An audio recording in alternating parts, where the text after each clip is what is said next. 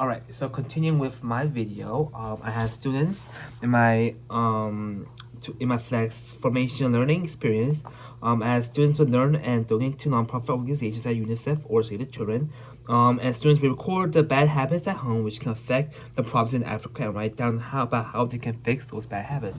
So this ties a lot of connections to what I have for my taking informed action, and also my support questions.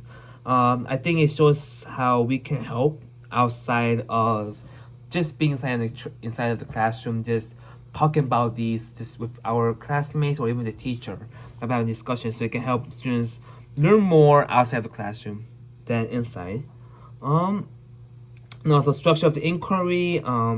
This inquiry primarily addresses the geographic, political, economic, and social, culture, and global.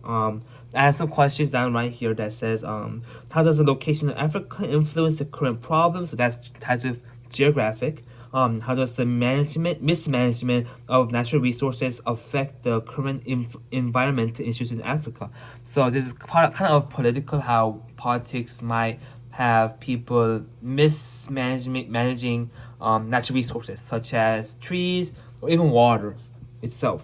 Third one is, how do the problems in Africa affect the economic status of the people? So this is more of economic. I feel like these problems that we have right now kind of ties a lot with just economics itself, because economics is more than just digging up minerals or just selling or importing items. It's more of how these problems could tie into these problems with economic.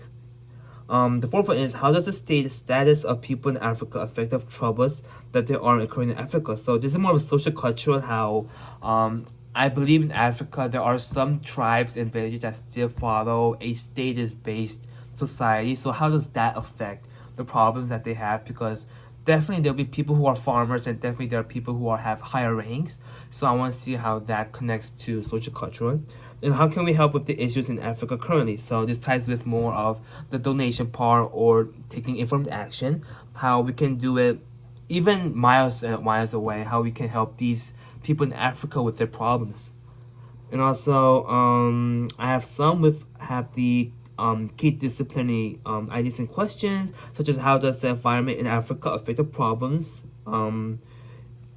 and this is more of a geographical one. How did the problems in Africa change over time? So more of a global, I would say, not of a timeline of how this happened. So some of the children literature I have very powerful is The Water Princess, which is a true story. It's a biography by a supermodel who grew up in a village in Africa.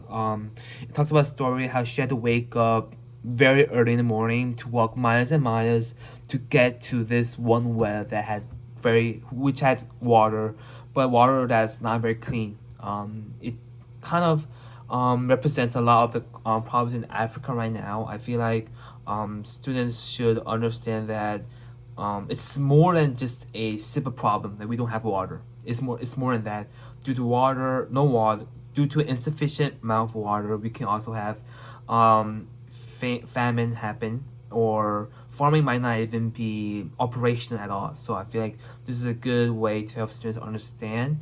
And also, it's a non-fiction book. It's a biography book, so it really gives students a lot of ideas to uncover the problems in Africa of finding a clean source of water.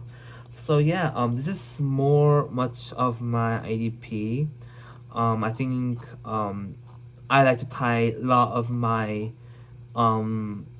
just lesson plans based on the current issues. I want students to think outside of the classroom, outside of what they already know, and kind of connect with each other. Yeah. So thank you so much.